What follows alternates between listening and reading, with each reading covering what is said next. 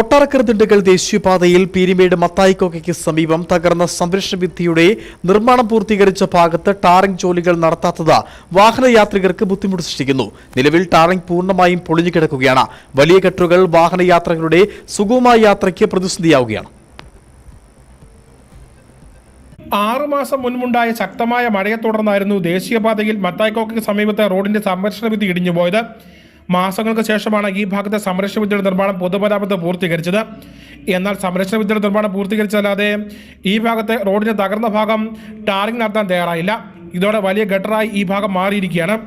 നൂറുകണക്കിന് വാഹനങ്ങൾ രാവും പകലും പോകുന്ന ഒരു പ്രധാനപ്പെട്ട റോഡാണിത്. ഇവിടെ സംരക്ഷണ ഭിത്തി പണിത ആ ഒരു വശത്ത് ടാറിങ് നടത്തിയിട്ടില്ല.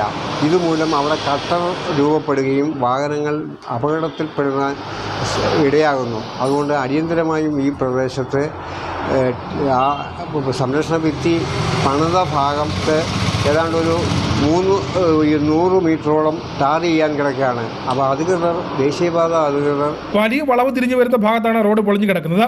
വേഗത്തിൽ വരുന്ന വാഹനങ്ങൾ ഈ ഗട്ടറിന്റെ ഭാഗത്ത് ബ്രേക്ക് ഇടുമ്പോൾ വാഹനാപകടങ്ങൾ ഉണ്ടാകാനുള്ള സാധ്യത ഏറെയാണ്. കൂടാതെ ശബരിമല തീർത്ഥാടകർ കടന്നു പോകുന്ന ഒരു പാത കൂടിയാണിത്.